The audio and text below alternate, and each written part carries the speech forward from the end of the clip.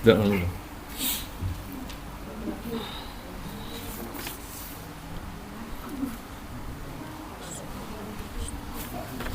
Assalamualaikum warahmatullahi wabarakatuh. Bismillahirrahmanirrahim. Alhamdulillah rabbil alamin wassalatu wassalamu ala asyrafil anbiya wal mursalin sayyidina Muhammad wa ala washabihi ajma'in. Subhanaka la ilma lana illa ma 'allamtana innaka antal alimul hakim. Rabbi shrah li sadri wa yassir amri wa hlul 'uqdatam min lisani yafqahu qawli. Sadaqallahu alazim. Muslimin muslimat dan Allah sekalian, alhamdulillah syukur kita kepada Allah Taala dapat kita menunaikan salat tahajud berjemaah dan insya-Allah yang kuliah kita mudah-mudahan ilmu yang kita belajar itu dapat kita gunakan sebagai alat untuk mengabdikan diri kepada Allah Subhanahu wa taala. Dan insya-Allah hari ini kita akan menyambung lagi tu kitab Mu'jam Musalli. Sana muka surat apa sama? Saya muka surat sebelah. Sebab turun ayat tu muka surat apa sana? 6 ayat. Sini 12. Sana muka surat 6 kalau yang dia buku kitab tu. Saya muka surat 12 ni, pasal lain sikit muka suratnya. Qala ma'alif rahimahullah ta'ala wa nafa'na bihi wa bi'ulumihi wa barakatihi ma jami' al-Fatihah. A'udzu billahi minasyaitonir rajim. Bismillahirrahmanirrahim. Iyyaka na'budu wa iyyaka nasta'in ihdinas siratal mustaqim. Shiratal ladzina an'amta 'alaihim ghairil maghdubi 'alaihim waladdallin. Dan insya-Allah hari ini kita akan menyambung lagi kitab ini, iaitu kita masih lagi bicara tentang kelebihan-kelebihan atau perintah-perintah kewajipan sembahyang. Dalam sesi lepas kita telah ceritakan, iaitu bandingan agama dengan manusia ini ibarat seperti kepala. Begitulah agama seseorang itu jika dibanding dengan manusia ibarat seperti kepala. Jadi maksudnya kalau orang tu tak ada kepala, maka tak hidup orang tu. Begitulah, bila orang tu tak sembahyang, maka agamanya tak ada lah. Ibarat seperti orang tak ada kepala, maknanya agamanya tak hidup. Jadi agama nak hidup mesti ada sembahyang. Tak ada agama, masa seolahnya agama tak hidup. Macam orang kalau dibanding agama dengan agama ni seperti kepala lah. Kalau tak ada kepala maka tak hidup. Begitu tadi. Sembahyang boleh ibarat seperti kepala. Kalau tak ada sembahyang, macam agamanya tak hidup. Itu dan selepas. Dan insyaAllah hari ini kita akan menyambung, iaitu yang seterusnya, iaitu sebab turun ayat Hafizu ala salawat. Ayat yang dulu ya, Hafizu ala salawati wusta. Dalam ayat selepas yang sebelum itu, peliharalah wahai mukmin dan sembahyang waktu yang 5. Lebih-lebih lagi sembahyang asar wajib dipelihara dan dijaga. Itu ayat yang lepas ni. Jadi orang beriman ni Allah Ta'ala suruh jaga sembahyang tu sebagaimana kita menjaga diri kita. Dan sembahyang itu maksud jaga tu bukan saja menjaga waktunya, tapi hendaklah kita menjaga segala rukunnya, segala syaratnya dan perkara yang batalkannya. Itu dimaksudkan dengan melihara sembahyang itu. Bukan hanya sembahyang saja, tetapi waktu sembahyang kena jaga, ilmu-ilmu yang sangkut dengan sembahyang tu kena jaga, kerana sahnya amalan itu dengan ilmunya. Kerana ilmu dan amal tak boleh pisah. Tak boleh hanya beramal saja. Jadi ibadat itu supaya sah tak dengan ilmu. Jadi kena jaga segala waktu sembahyang itu dan juga segala syaratnya, segala rukunnya. Barulah dikatakan sembahyang yang sempurna. Sebab turun ayat Hafizu ni, al-ayah ini ayat yang lepas. Ini kerana ada setengah para sahabat bermudah-mudah dan takut berjemaah sembahyang zuhur serta Rasulullah waktu dalam perang. Kemudian dimudahkan dia. Jadi ayat ini turun ketika berlaku dalam peperangan. Maknanya dalam peperangan itu, walaupun berlaku dalam keadaan yang getir sekalipun, maka sembahyang ini maka dituntut juga. Walaupun sembahyang jemaah ke mazhab kita Syafi'i ialah fardu kifayah ya, tetapi meraihkan, walaupun dalam peperangan sekalipun, maka hendaklah didirikan juga sembahyang berjemaah itu. Kerana sembahyang jemaah ini merupakan syiar Islam yang memberi kekuatan kepada orang Islam. Sebab itu bila kita sembahyang ni, maka walaupun musuh ada sekalipun, mereka gerun kerana melihat orang yang sembahyang berjemaah itu walaupun dalam masa peperangan. Ceritanya katanya bahawasanya Rasulullah pada satu peperangan peperangan tu, kalau silap peperangan Ghazwah di Asfan, itu tahun yang ke-6 Hijrah. Adakah masa peperangan tidak dituntut sembahyang Jumaat? Maka tetap dituntut. Tetapi sembahyang peperangan tak samalah kita. Seperti sembahyang lah tu biasa. Kalau sembahyang peperangan tu, saf yang pertama tu ikut Rasulullah. Saf yang berikutnya mesti berdiri. Jangan semua turun. Maksudnya masa sembahyang peperangan tu senjata tak pegang lagi. Kalau nampak musuh depan, patut tembak-tembak. Mana saf yang pertama tu ikut Rasulullah sembahyang, rukuk, kemudian sujud, rukuk, tidak sujud. Yang sat muda nanti dulu. Dah bangun yang pertama kan, baru mereka akan sambung. Tujuan apa? Kalau ada musuh, mereka boleh tembak. Itu dipanggil sembahyang dalam peperangan.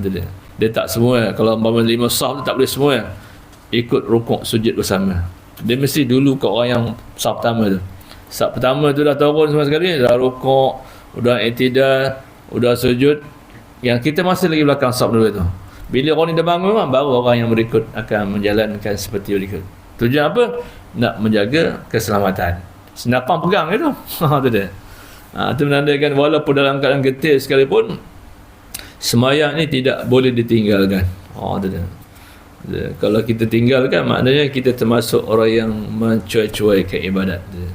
Walaupun mazhab kita Syafi'i menyatakan sembahyang jemaah tu fardu kifayah, ada kata setengah orang pula, ada orang tak payah. Itu cakap orang tak ada aja tak ada je malah lah. Itu dia. Itu dia. Kerana berbeza para ulama mazhab, kita mengatakan solat Jumaat, ada yang mengatakan fardu ain, ada yang mengatakan sunat muakkad. Jadi maknanya kalau fardu ain tak boleh tidak. Itu dia. Kalau umpama sunat muakkad tu ada tuntut pilih je. Menuntut yang tidak putus. Tapi kalau fardu kifayah tu ada beberapa kelompok, maka selesailah dosa orang kampung itu. Tapi kita, walau macam mana pemazhab kita mengatakan fardu kifayah, kita ikutlah contoh Rasulullah SAW. Seorang Nabi, seorang Rasul pun tak pernah meninggalkan solat berjemaah. Sehingga baginda terlalu sakit pun, baginda datang berjemaah. Sehingga satu hari itu demam Rasulullah begitu kuat, terlalu panas. Lalu Rasulullah memanggil sahabat agar membawa satu air dalam bedi, bawa satu bedi air. Tujuan apa tu? Untuk nak sapu kepanasan yang melekat di Rasulullah. Lalu tak mampu juga lagi, maka barulah Sayyidina Abu Bakar mengambil alih menjadi imam tu. Jadi kita ni sikit je. Kenapa tak sembahyang? Saya macam-macam penyakit, kecil manis, ada darah tinggi, memang nak sembahyang. Tapi kalau perkara tu melambak datangnya, tu yang heran. Itu jadi masalah kita. Kalau tak berat. Kalau kita nak selamat dunia ni, kita terpaksa menjaga sembahyang tu sebagaimana kita menjaga diri kita. Orang yang menjaga sembahyangnya, kehidupannya berlainan orang yang tidak menjaga. Ada je peluang Allah Ta'ala beri kepada dia. Kerana Allah Ta'ala menyatakan, fazkuruni azkurkum. Jika kamu ingat aku ingat kamu. Kalau banyak ingatnya, banyak Tuhan ingat. Bila kita jaga hukum hakam tu, Allah Ta'ala akan ingat. Tuhan tidak akan biarkan hamba-Nya jika ingat kepadanya. Walau susah pada asalnya, satu masa dia akan berubah. Kesenangan tu pelan-pelan akhir menjadi orang yang kata orang taklah susah sangat, bolehlah.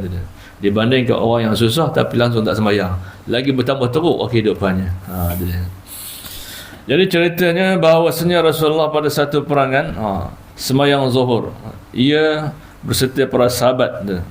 Sahabatnya berjemaah atas jalan biasa, sembahyang biasa dalam peperangan seperti sembahyang biasa juga. Ada rukuknya, ada tidak, sujud dan sebagainya. Bersekali dengan sempurna. Tidak menghiraukan Rasulullah akan mengintai orang kafir sembahyang. Rasulullah tak hirau pula orang kafir mengintai, tapi sembahyang tetap dijalankan. Jadi tengah sahabat tak apa yakin, takut tengah sembahyang orang musuh akan nembak semuanya, ya. Tapi mereka tidak yakin kepada Allah. Kerana sesuatu berlaku tu dengan kehendak Allah, bukan sebab kita berjaga-jaga. Kadang-kadang berjaga pun tembak orang. Pasal iman kita tu. Kalau kita yakin Allah Ta'ala tu sebagai penjaga kita, walaupun musuh penuh dengan senjata, tetapi kita yakin kekuasaan Allah mengatasi segala-galanya. Sebab itu Rasulullah mengatakan, ad-du'a silahul mu'min. Doa tu senjata.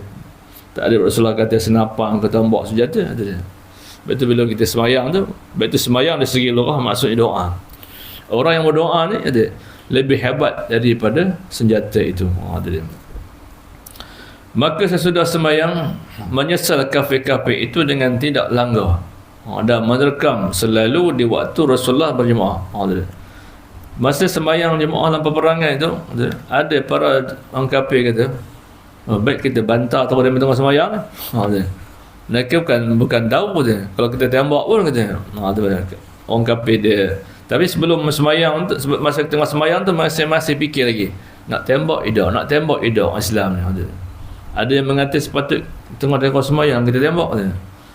Tapi bila Allah Ta'ala dah menjaga ya tu macam, walaupun kita tengah sembahyang, kita yakin Allah Ta'ala tu berkuasa, maka tak jadi tembak. Tapi ada di antara kafir, baik kalau kita tembak dia tengah sembahyang, tentu dia matinya. Ada setengah orang kafir pahaman lebih tu. Kalau kita terkam, langgar selalu orang tengah sembahyang, tentulah mereka tentu terkena pedang-pedang kita ke atas mereka itu, kata orang Islam itu dia. Kerana berkata seorang kafir yang lain, tak usahlah kita susah, kerana ada lagi bagi mereka itu sembahyang asar. Waktu asar kita bantah. Pada pandangan mereka.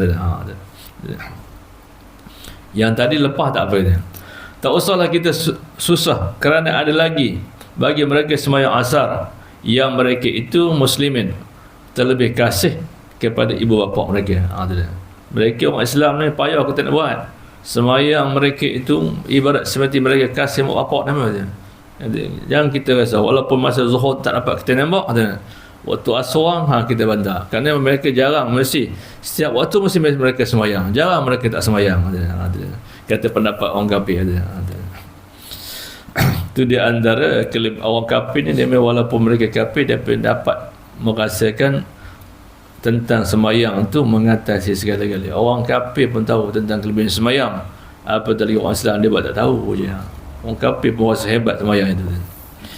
Maka Jibril pun turun ke atas sisi sallallahu alaihi wasallam, Rasul sallallahu alaihi wasallam, kerana mengajar kepada baginda kaifiat memelihara sembahyang di masa ketakutan perang dan lainnya, dengan seumpama jaga seteru dengan secukup di tengah berjemaah sembahyang dan tidak secukup di tengah berjemaah sembahyang atau tidaknya permannya di akhir ayat yang tadi itu hafizu tadi. Jadi maknanya bila berlaku dalam krisis getir sekalipun, sembahyang tetap berlaku. Ada di antara para sahabat yang enggan takut berserta. Lalu Jibril pun datang mengajar bagaimana cara dalam peperangan. Dipanggil sembahyang sedatul khauf, sembahyang ketika takut. Jadi sembahyang ni ada ketika lapang, senang kita buat, tak ada halangan. Ada sembahyang ketika takut, dalam peperangan umpamanya. Jadi bagaimana sembahyang itu dilakukan? Dalam ketika senang, tenangnya kita melakukan. Dalam kita peperangan, dipanggil sembahyang ketika takut. Macam mana nak buat? Lalu Jibril mengajar cara sembahyang dalam ketika takut seperti dalam peperangan. Seperti tadi yang dicerita pada mula tadi itu, iaitu sembahyang seperti biasa juga, tetapi ada urutan-urutannya. Macam saf yang pertama tu, bila Rasulullah rukuk, maka saf pertama tu ikut rukuk. Rasulullah iktidal, mereka iktidal. Rasulullah sujud, mereka. Tapi saf dua tidak mengikut. Pasal nak berjaga-jaga orang depan ni, kalau semua rukuk, senang bantah musuh. Bila orang yang saf pertama dah selesai, baru orang yang kedua melakukan. Begitu saf-saf yang berikutnya, bukan serentak. Tujuannya untuk apa? Bila kawan yang rukuk, sujud dan semua, kita masih berjaga, senapang tak pegang gitu. Bila nampak musuh, tembak. Itu menandakan dalam Islam ni cukup lengkap. Ibadat sembahyang ni walaupun dalam keadaan lapang berbeza dengan keadaan takut, tapi sembahyang tetap juga berjalan. Itu dia. Jangan alasan kata kita tak payah sembahyang, nanti kalau sembahyang tembak orang. Itu pahaman yang tidak baik, yang tak betul. Kerana senapang itu belum tentu lagi membunuh, tetapi yang membunuh, kematian seorang itu bukan sebab senjata, tapi dengan keizinan Allah. Kita yakinlah Allah Ta'ala menjaga kita setiap waktu. Itu senapang itu sebagai adat saja. Bila tembak, dia keluar, dia akan menembak kan. Tapi kadang-kadang dia menyalahi adat. Kerana yang megang kuasa Allah Ta'ala, bukan makhluk. Kerana seterusnya firman Allah Ta'ala dalam surah Al-Baqarah ayat 239 tentang perintah sembahyang juga. Sembahyang dan ketika takut, macam mana ceritanya? Seperti firman-Nya, wa in khiftum farijalan aw rukbanan. Yang bermaksud, kalau kamu takut umpama perang, maka harus kamu berjalan atau menunggang dalam sembahyang kamu untuk menjaga seteru dan melawannya. Jadi maksud kalau kita semayang ni walau macam mana sekalipun, takut musuh, semayang ketika berjalan pun boleh. Ada dia. Semayang atas kenderaan pun boleh. Ada. Kalau kita takut maunya. Kalau kita duduk satu tempat tu mungkin dia tembak oleh musuh dan sebagainya. Jadi kita boleh melakukan semayang dalam apa jua keadaan. Ada. Walau dalam kenderaan umpamanya, atau dalam zaman dulu nak atas kenderaan unta umpamanya. Ada. Kerana walaupun tak dapat menghadap kiblat, kerana menghadap kiblat itu merupakan syarat sah saja. Semayang menjadi syarat wajib. Bila keadaan yang tenang, maka syarat sah semayang mesti menghadap kiblat. Tapi bila keadaan tidak tenang, keadaan yang celaru, tak payah menghadap kiblat pun tak apa. Pasal menghadap kiblat itu syarat sah saja. Semayang itu menjadi syarat wajib. Ya, masuk waktu semayang menjadi syarat wajib. Kecuali bila keadaan lapang, barulah kita menghadap kiblat. Dalam ketakutan, dalam peperangan, bila tentu menghadap kiblat? Sembahyang je. Pasal menghadap kiblat tu syarat sah saja. Ada dia. Yang menjadi syarat wajib tu iaitu bila masuk je waktu, dia kena tunai. Dalam keadaan lapang, supaya sah sembahyang itu mesti menghadap kiblat. Kerana syarat wajibnya ialah Islam. Bila Islam itu wajib dia sembahyang. Syarat wajib dia 4 kan. Kita dah belajar dalam siri lepas nota kan. Zaman Islam lagi apa? Syarat wajib.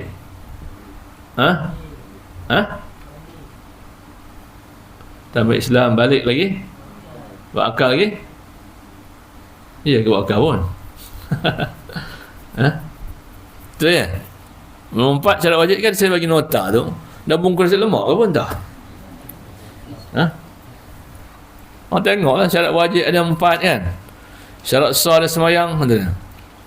Syarat semayang, syarat wajib semayang tu tidak ada Islam. Islam tu bila Islam wajib semayang, walau apa juga keadaan sekalipun. Syarat sahnya ada 8. Salah satunya menghadap kiblat. Menghadap kiblat tu syarat sah saja. Tapi kalau masa dalam keadaan celaru, tak payah menghadap pun tak apa. Kalau ada masa boleh menghadap, sekurang-kurang tapi terang yang pertama tu je. Lepas tu nak pusing ke mana-mana tak apa. Tapi kalau tak ada keadaan tidak menentu, semayang je. Ada dia. Kerana menghadap kiblat itu syarat sah saja. Syarat wajibnya Islam. Bila Islam, walau apa juga keadaan sekalipun, sembahyang itu wajib dilakukan. Cik kita ulang balik syarat wajib sembahyang apa? 4 kan? Sama? Islam lagi. Nota saya bagi tu ni bagi. Nombor 2? Kena belajar ni, kena selalu ulang-ulang.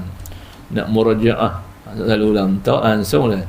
Kalau tidak kata orang tu ngaji macam apa? Bulu kasar. Tahu? Dapat ujung belakang lesap terus. Lesap ni. Itu syarat wajib 4 pun, syarat sah lagi, syarat sah 8. Syarat sah wajib sembahyang pertama wajib, syarat wajib sembahyang pertama Islam lagi. Orang perempuan pun tak buat kata, dah mungkin nasi lemak ya. Apa nak buat ya? Itu syarat sah, syarat wajib. Berakal lagi. Suci daripada haid dan nifas. Ada 4 tu. Jadi makna semayang tu syarat wajibnya ialah Islam. Bila Islam, walau apa jua sekalipun wajib semayang. Dalam masa tenang ke, dalam masa celaru ke. Kalau masa tenang tak ada benda yang menakutkan seperti peperangan atau ribut taufan dan sebagainya. Masa tidak tenang seperti peperangan, seperti ribut topan yang begitu besar, bila masuk waktu wajib juga semayang walaupun tak dapat menentukan kiblat. Kerana menghadap kiblat tu menjadi syarat sah saja. Bila masa tenang hendaklah bagi sah semayang mesti menghadap kiblat. Tapi kalau masa celaru, masa getir, maka tak perlu menghadap kiblat. Kerana kita dapat menentukan ketika itu pasal keadaan yang begitu getir, seperti dalam peperangan sebagainya. Ayat tadi menggambarkan kalau kamu takut, umpama dalam perangan, tak payah menentukan nak cari mana kiblat, tak payah, nanti tembak dia orang, bayang je. Tapi bila tak ada perangan, wajib menjadi syarat sah, mesti menghadap kiblat. Kalau tidak, sembahyang tak sah. Itu dia. Kalau kamu takut umpama perang, maka harus kamu berjalan. Sampai ada sembahyang tengah berjalan ke boleh. Nanti kalau tunggu tembak musuh atau dengan menunggang, ada dia. Sama ada kendaraan zaman dulu, kendaraan menunggangnya unta lah. Sembahyang atas unta boleh, atau kuda boleh, kata dia. Tapi sembahyang tetap sembahyang. Itu dia. Sempat tak sempat menghadap kiblat tu nombor 2. Kerana menghadap kiblat tu syarat sah saja. Syarat wajibnya bila masuk waktu di Islam wajib melakukan. Dalam sembahyang kamu untuk menjaga seteru dan melawannya. Jadi terpulanglah pada kita hendak tak hendaknya. Dalam Islam telah beri rukhsah, kemudahan. Sembahyang itu wajib dilakukan apa jua keadaan. Masa berjalan boleh, tapi taklah jalan berturut-turut. Seperti dalam kenderaan boleh. Macam sekarang kenderaan sekarang dan kereta api dah ada bilik solat kan. Walaupun masa takbir ihram tu tak dapat menentu kiblat sebabkan kereta api tu berpusing-pusing, maka ada mana-mananya. Tapi kalau dapat takbir yang pertama tu menghadap kiblat, tak dapat tu tak ada apa. Kadang menghadap kiblat tu menjadi syarat sah saja. Kalau dalam keadaan tenang kena menghadap kiblat kerana dia menentu sah tak sahnya. Tapi dalam keadaan yang tidak selaru umpamanya, keadaan yang getih umpamanya, tak payah, angkat takbir sembahyang. Itu keadaan yang tidak tenang. Jadi dia kata, wahai muslimin, kata pengarang kitab tu, kafir tahu akan kelebihan sembahyang dan kamu sendiri tidak tahu. Orang kafir pun tahu kebatan sembahyang. Kita tengok tokong jinik, tokong benda lah yang meraihkan tempat ibadat mereka. Pederi-pederi je, sambil-sambil dia bagi orang. Itu perbezaan ibadat kita dengan ibadat orang bukan Islam. Ibadat kita ni bukan saja untuk imam, tapi semua jemaah dia. Mereka menggunakan tempat-tempat mereka tu hanya untuk upacara tertentu saja.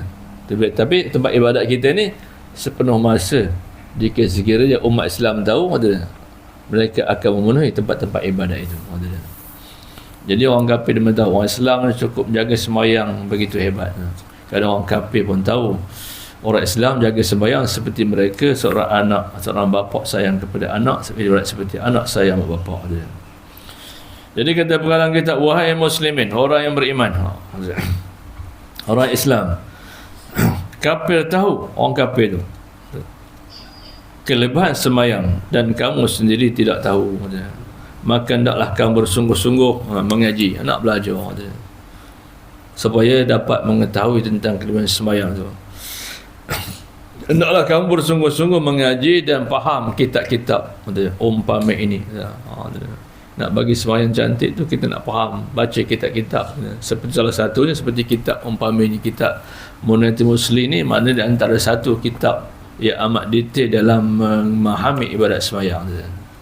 Iaitu Munatul Muslim dipanggil, maksudnya orang yang bercita-cita tentang sembahyang yang baik ataupun idaman bagi orang yang solat itu, nak jadikan solat itu sebagai solat yang sebaik-baiknya. Dia suruh kita nak bagi faham tentang kelebihan sembahyang tu, kena belajarlah kitab-kitab ni, buka kitab-kitab tuntutan ibadat solat tu macam mana kata. Seperti kata umpama kitab ini, kau belajar, kau mengaji betul-betul bersungguh-sungguh dan faham kitab-kitab umpama ini. Ni kitab klasik ni, betul tak? Yang jarang dibaca.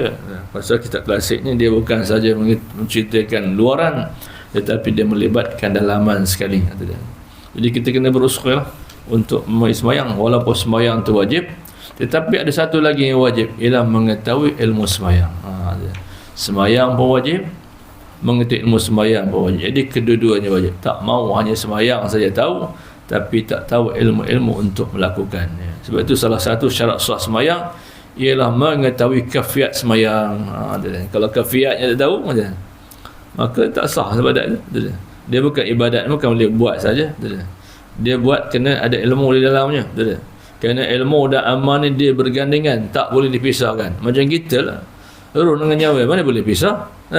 Kalau nyawa tak ada, tak siapa nak ngawan kita. Campak orang lah ke dalam tu. Begitulah ilmu tadi. Ada ilmu, adalah amal. Tak ada ilmu, tak adalah amal. Ibarat seperti siang dan malam, dia bergandengan dia. Jadi makna ilmu dan amal tu dia berganding. Ilmu tu ibarat seperti roh, amal tu ibarat seperti jasad. Jadi tak bergerak jasad itu tanpa roh. Dia mesti kedua-duanya. Tak boleh, jangan setengah pahaman. Kita jangan gaduh banyak ngaji, kita kena banyak amal tu. Itu pahaman yang salah tu. Kita banyakkan amal, jangan banyak ngaji kita. Lepas tu kedua-dua kena banyak kan. Baru betul. Ni dah, kita jangan sibuk banyak mengaji, kita kena banyak beramal saja. Itu pahaman. Ini yang digambarkan Rasulullah SAW 1000 tahun yang lepas. Apa kata Nabi kita? Yakunu fi akhir zaman, akan berlaku satu masa esok, kata ubadun juhalun, ramai ahli ibadah tetapi jahil. Sudah ada. Ibadat rajin. Waktu kuliah balik rumah. Tu balik datang balik. Tu ibadat rajin. Tapi ibadatnya tu tentang kualiti sah tak sah ni tak tahu. Jadi ibadat. Tu jadi masalah. Ini sudah berlaku. Duduk di merata-rata tempat ibadat, tapi hingga ditanya pada satu hari tu, kenapa mikir ni lebih rakaat sembahyang maghrib ni 4? Tak apa, you lebih jangan korang. Kata memang macam tu. Pasal nak ibadat tu, teman tengok mikir sembahyang maghrib 4 rakaat, kenapa? You lebih, kata, jangan korang. Kata betul ke begitu? Ada kala boleh lebih, ada kala tak boleh lebih. Betul? Masa bila boleh lebih? Sembahyang saja-saja nak tambah lebih tak boleh, tapi ada kala boleh lebih. Masa bila? Ini senang jawab. Kenapa mikir sembahyang maghrib 4 rakaat? Tak apa, you lebih jangan korang. Kata macam main sedap. Pasal beramal aja. Dia tak tahu perkara yang nyebab amal tu. Tambah sembahyang rakaat ni, sembahyang 5 waktu dah tetap rakaatnya. Kalau subuh 2 tak boleh 3. Kalau sembahyang 3 tak boleh 4. Sembahyang 4 tak boleh 5. Tetapi ada kadang boleh lebih. Masa bila? Kelupa. 3-4 syak bilang rakaat. Bila syak bilang rakaat nak buat macam mana? Syak maksud 50. 3-4 ngata 3 50, ngata 4 50. Macam mana nak buat? Ambil yakin dulu. Ambil yakin macam mana? Ambil yang kurang, jangan ambil yang lebih. Betul? Kalau dah ambil kurang yang terhampir, jangan ambil yang jauh. 3-4 dia ambil start 1 balik. Jadi berapa rakaat tu? Dia hak lebihnya 1 rakaat aja. Kalau ambil yang jauh, sembahyang Zuhur 3-4 ambil 1, mau berapa sembahyang? Maknanya dekat 8 rakaat anggo, dan boleh macam sembahyang tarawih pula anggo. Ini sembahyang Zuhur. Ambil waktu, ambil rakaat yang terdekat. Kalau maghrib 3-2, ambil 2. Jangan ambil 1. Kita tambah 1 rakaat lagi. Pasal apa? Syak. Anak pun tanya, kenapa abah sembahyang maghrib 4? Abah tadi terlupa. Orang terlupa syak bilang rakaat, nak ambil yakin, ambil bilang. Maka anak pun dapat ilmu. Ketika itu je boleh lebih. Pasal syak tadi. Tapi kalau saja-saja buat, ngapa mikir sembahyang Zuhur sampai 5? Tak apa, 5 you lebih jangan korang, katanya. Maka penampuk ni orang ni. Dia tak kira sah tak sahnya. Tu dia. Dia kira buat je. Pasal terlampau nak rajin buat amal. You amal banyak, katanya. Ilmu untuk ilmu korang pun tak apa. Itu jadi masalah. Jadi mana bila syak dalam rakaat, kita kena ambil yakin, iaitu kita ambil rakaat yang terdekat. Contohnya maghrib 3-4 ambil 2. Kamu tambah 1 rakaat lagi, dan sunat ditampak dengan sujud sahwi, sujud kerana lupa, iaitu lepas tahiyat akhir kita qasad nanti aku sujud sahwi, kemudian kita sujud 2 kali. Sujud 2 kali tu mesti ada tamak ninah dalamnya. Tak boleh sujud habis tu je. Tu bagi salah tadi. Dia mesti ada tamak ninah, walau tak baca tasbih. Lepas fil alami innaka hamidum majid, qasad nanti aku sujud sahwi. Allahu akbar. Betul duduk dalam sujud ada tamak nina, tu sujud sekali pada tamak nina, lepas tu duduk tahiyat akhir, kamu baru pergi salam. Tu dia. Dan seterusnya, insya-Allah tak lama akan kamu faham kelebihan sembahyang. Jadi mana kalau kita belajar kitab-kitab tu, walaupun payah nak fahamnya, tapi kalau payah sekalipun dia akan faham. Macam beruk tu kan senang nak ngajar banyak nyor tu, tapi jenuh ngajar. Akhirnya kau ambil yang tu aja ya. Jangan ambil yang muda. Elok yang tu aja. Betul di Kelantan ada sekolah beruk. Tu dia.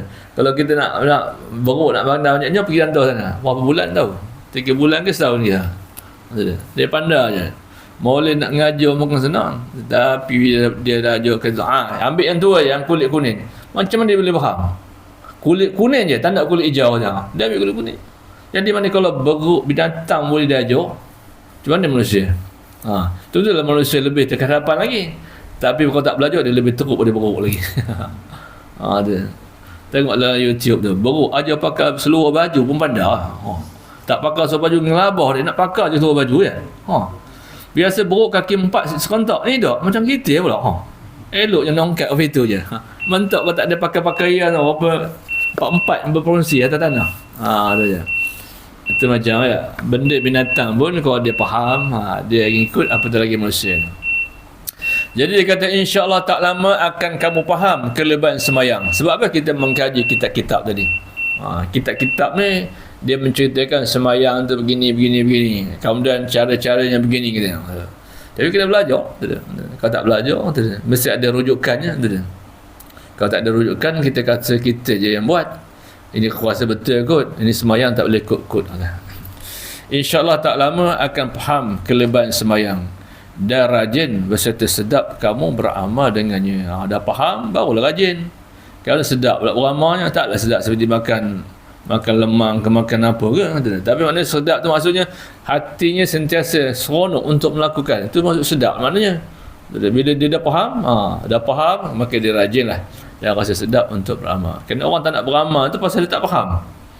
Bila tak faham, tak dapat kesedapan.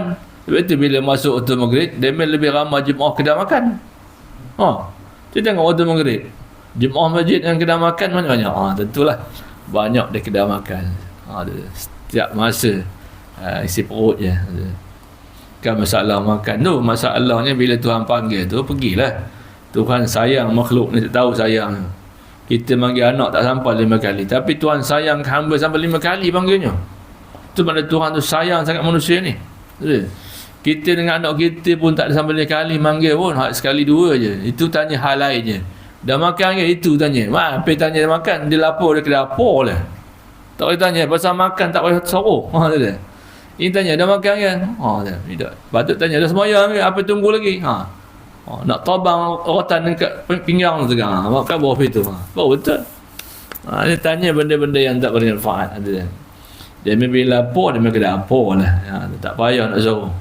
Begitu semayang tadi. Allah Ta'ala sayang pada kita sampai 5 kali sehari. 5 kali sekali panggilnya. Dalam sehari sampai 5 kali ada dipanggil. Itu tanda Tuhan sayang kita dengan anak kita. Kalau sayang, mungkin sekali 2 je kita bertanya. Tapi Tuhan 5 kali. Dan sabda Nabi SAW, sallu kama ra'aitumuni usalli. Ini hadis diriwayatkan oleh Bukhari. Nabi kata kalau nak semayang tu, nak semayang sebagaimana aku semayang.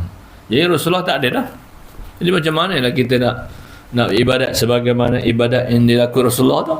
Maka para ulama lah, para tok guru, ustazah dia mengajar bagaimana cara semayang yang dilakukan Nabi tak ada dah. Jadi semayang tak kena ikut cara Nabi. Cara Nabi macam mana? Mesti ada syaratnya, mesti ada rukunnya, mesti ada sunatnya. Itu cara Nabi. Syarat tu ibarat seperti roh ya. Kecil lepas. Kalau orang tu ibarat dengan manusia, kalau roh tak ada, hidup tak? Tentu tak hidup. Rukun tu ibarat seperti apa? Rukun semayang seperti kepala. Kalau orang tu tak ada kepala, hidup tak? Roh tak ada, kepala tak ada, tentu tak hidup. Jadi nak bagi hidup, nak semayang ikut cara Nabi, ada syarat, ada rukun. Sunat abad tu ibarat seperti apa? Kalau syarat seperti nyawa, kalau rukun sembahyang seperti kepala, kalau sunat abad seperti apa? Bantah je, tak dapat, tak apa. Sunat abad ibarat seperti anggota. Betul dia? Kalau tinggal semaat tu, mana tak sempurna anggota orang tu. Patut mata 2 tapi 1. Nampak juga. Tak sama mata 1 dengan mata 2. Begitu telinga. Patut lubangnya 2 tapi 1 je. Dia. Kau cakap pun tak boleh dengar, tapi kau 2 yang fungsi, kan elok. Dia. Begitu tangan. Sebab tu tangan tu 2 tapi tinggal 1. Boleh je gemuk motor, tapi jenuh juga. Hati minyak belah kanan. Tangan kanan tak mandang, macam mana bawa? Boleh ke bawa? Tapi bagaimana untuk nak bagi sempurna balik anggota tadi yang cacat tadi, itu ditampah duduk sawi. Sunat hai'ah ibarat seperti apa? Seperti perhiasan. Kalau manusia ni, kalau banding manusia, ada bulu mata, ada bulu kena, ada rambut sebagainya. Kalau tak ada rambut, tak keluar lah kilang sikat. Apa dia nak kerja kan? Kalau tak ada rambut, tak keluar lah kilang sempu. Jadi semua ada hikmah seperti itu. Jadi maknanya sunat hai'ah tu, kalau tinggal dia tak ada apa-apa, dia ibarat seperti perhiasan saja, tidak merosakkan. Tapi kalau sunat abad tu, dia boleh mencederakan sembahyang tu. Tu. Kalau tinggal tidaklah pula tak sah. Tapi kalau tinggal rukun, ini tak jadi. Tinggal rukun batal. Pasal rukun ibarat seperti kepala. Kalau ibarat orang kalau tak ada kepala, tak tahu lah, jumpa pernah berjalan malam-malam orang tak ada kepala. Mak terdemam bahari yang kau. Nampak macam orang tapi kepala tak ada. Pada zahirnya kalau tak ada kepala tak hidup. Syarat ibarat seperti nyawa. Kepala dah ada tapi nyawa tak ada. Siapa nak ngawal dengan dia? Walau kita sayang sekalipun tak siapa ngawalnya. Kita sayang bini, tengah ada nyawa. Kawal dengan dia. Tapi kepala ada nyawa tak ada? Tak ada. Walaupun kepala ada, nyawa tak ada, maka tak hidup. Itulah semayang. Jadi cara semayang Nabi itu mesti tidak sunyi 3 perkara tadi. Pertama, syaratnya, rukunnya, dan sunatnya. Barulah itu cara Nabi. Ini dah asal buat je. Jadi Nabi bersabda, sallu kama ra'aitumuni usalli. Sembayanglah kamu. Maknanya kita semua lah. Seperti sembayang yang kamu lihat atau kamu tahu akan sembayang aku. Jadi Rasulullah tak adalah. Jadi ulama lah akan beri contoh. Yang mengabarkan begini bawahnya. Kalau nak sembayang tu sunat hai'ahnya angkat tangan katanya. Angkat tangan tu sunat hai'ah kan. Jadi angkat tangan tu macam mana dapat sunat hai'ah? Tendaklah ibu tangan tu, ibu jari tangan di bawah copen telinga sampai ada bersentuh atau tidak. Terpulang. Tapi kalau Allah Akbar ada hantar telinga pula, itu pun nak saja angkat, tak usah angkat. Mana sunat hai'ah ni ada berapa semua sekalian sembahyang? Tapi nak ikut cara Nabi kena tahulah sunat hai'ah ada berapa, sunat abad ada berapa. Bila kita sembahyang bukan tahu sembahyang, kita di samping tu nak kenal dengan sembahyang. Kalau tidak tahu saja. Jadi kita nak tahu dan kenal. Jadi sunat abad ada berapa tu? 6 kan? Pertama, kunut subuh lagi. Berdiri pada kunut subuh lagi. Tahiyat awal, lagi apa? Duduk tahiyat awal lagi. Tu 4, ada 6. Orang ni tahu baru kena tak kena lagi ni. Macam kita nak minang orang kan. Mula kita tahu. Betul kita berkenalan dengan dia. Ini baru kita tahu. Bila kita dah kenal baru tahu apa benda dia suka, apa benda tak suka. Tapi kalau tidak berkenalan, itu yang bergaduh saya tu, kadang poyok ke tanah. Betul tak kenal. Patut kalau dah kenal, kita buat satu benda yang benda dia tak suka. Sebab tak kenal, tahu saja. Tu baru kahwin 4-5 bulan, udah cerah. Belanja RM60,000, RM100,000. Kalau tahu, tapi tidak berkenalan dengan apa benda yang isteri kita suka tak suka, suami suka tak suka. Tu 4, nombor 5 apa? Baca selawat atas Nabi pada tahiyat awal tu. Ya. Tu nombor 5. Nombor 6,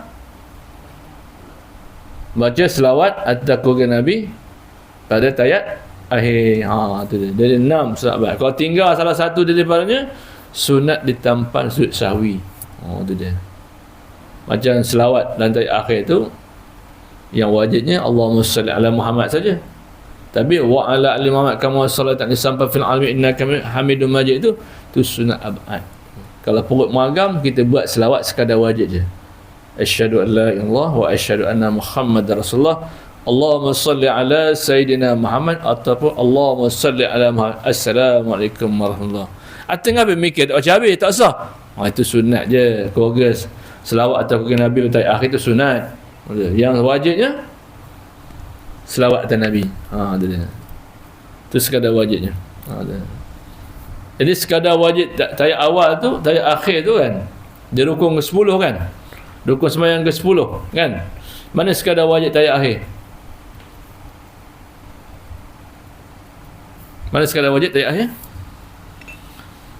Dalam sembahyang tapi tak kena apa cerita ya. Dalam kahwin tapi tak kena apa benda perangai suami suka tak suka, apa tak kena bini suka tak sukanya. Sekadar wajib tahiyat akhir mana sebenarnya? Dari mana ke mana? Awalnya mana? Akhirnya mana? Sekadar tahiyat akhir. Tahiyat akhir tu wajib kan? Mana sekadar wajibnya? Dari mana ke mana? Ni belum tanya dalam kubur ni. Bila malaikat tanya dalam kubur, soalan fiqh nombor 4. Ma qiblatuka? Kata malaikat, mana kiblat kamu? Katanya. Kita jawab, al-Ka'batu qiblati. Kiblat tu Kaabah aku. Mana sekadar wajib tahiyat tu? Kamu semayang tak? Semayang. Mana sekadar wajib tahiyat? Sampai piang amin nakam minum wajib, angkat pelangkung kepada tukang. Dia mungkar dia nyawa ya. Nakir dia balonnya. Pasal bagaimana mungkar? Pasal wajahnya amat menggerunkan.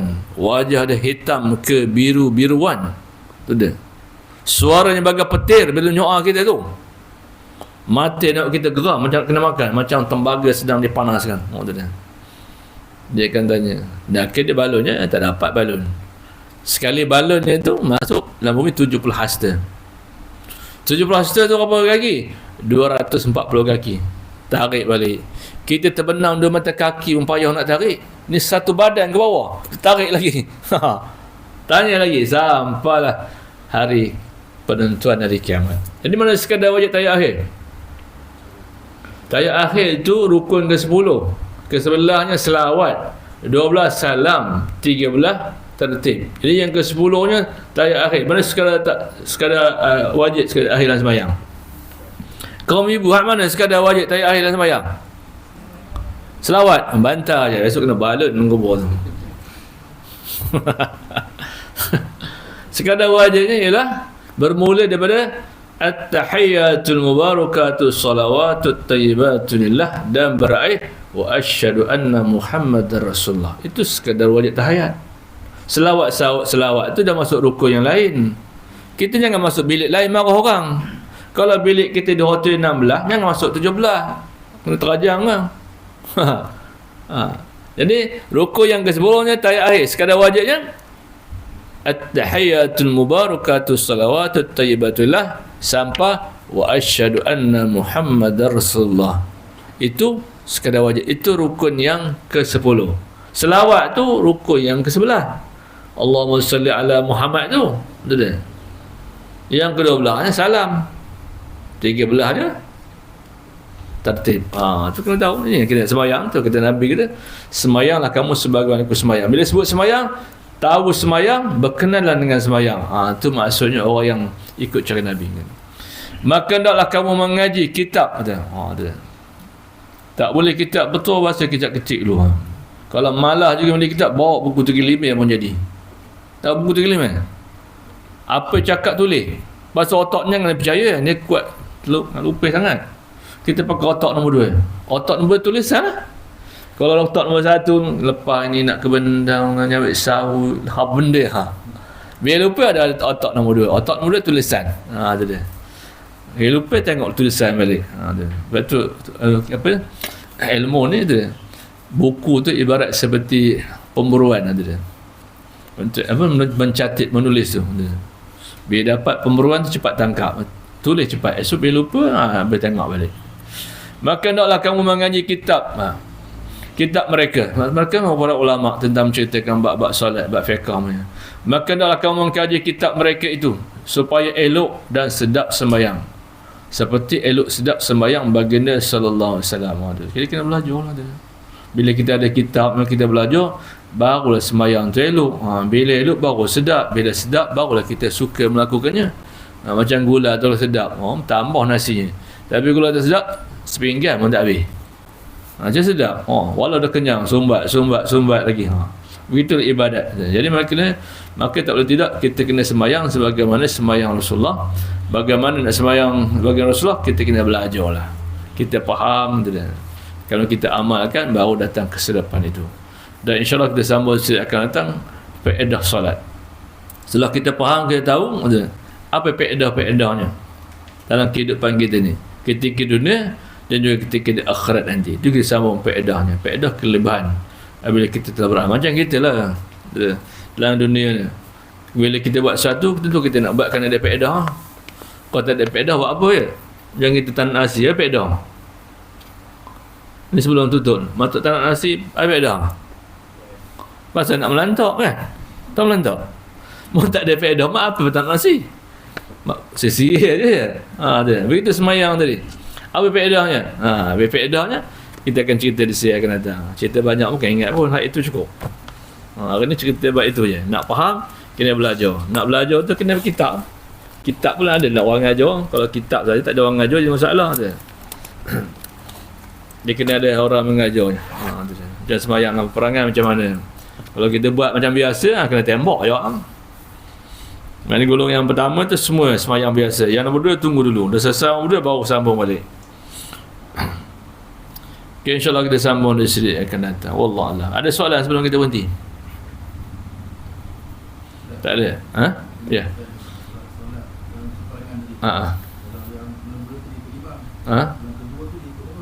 Yang kedua tu selepas mula-mula yang sah pertama ikut imam depan, yang dua ready lo. Biar dia main rukuk, biar dia main iktidal, biar dia main sujud. Dah bangun, kita sambung. Tak teratur. Kalau teratur, itu kan kita tengah bawa senapang tu. Kalau semua ikut, tembak dia punya. Jadi maknanya yang semayang yang pertama itu seperti biasa, yang kedua itu bersiap sedia. Jika musuh datang, tembak. Kalau semuanya rukuk semua, sujud semua, kena tembak semua jawab. Itu namanya sembahyang perangan. Tidak seperti sembahyang biasa. Kalau sembahyang biasa, kena ikut imam lah. Itu dia. Tapi dalam perangan, sah pertama tu ikut sebagaimana tu imam buat, yang kedua ready dulu. Tu dia. Bila yang pertama selesai dah bangun, kita rukuk, kita tidak dan sebagainya. Kiblat syarat sah saja. Kalau umpama tak dapat menentu kiblat, sembahyang. Kerana menghadap kiblat tu syarat sah saja. Syarat wajibnya ialah Islam wajib sembahyang. Kalau tak mahar biru kan, mana kiblat kompos pun tak ada, apa benda pun tak ada. Sembahyang pun ada. Lepas tu sembahyang dalam ketakutan namanya. InsyaAllah kita sambung dari sini akan datang. Wallahualam. Bismillahirrahmanirrahim. Alhamdulillah Rabbil Alamin. Wassalatu wassalamu asyrafil anbiya wal mursalin Sayyidina Muhammad wa ashabihi ajma'in. Allahumma rizukna ya Rabbana fahman nabiyyin wa hafizal mursalin hal malaikatal mukarrabin fi afati arhamar rahimin. Wa sallallahu ala Sayyidina Muhammad wa ala alihi wa sahbihi wasallam. Alhamdulillah Rabbil Alamin. Wallahualam. Itu nota yang saya bagi semak lah ya. Jangan buat lemak pula ni. Tak ada hidup lagi bontah. Bila tanya jawab, apa syarat wajib? 4. Sebut satu. Tak susah apa? Baru lah. Baru seronok ngaji. Ini buat kusik lemak atau berdidak bagaimana. Rugi ya.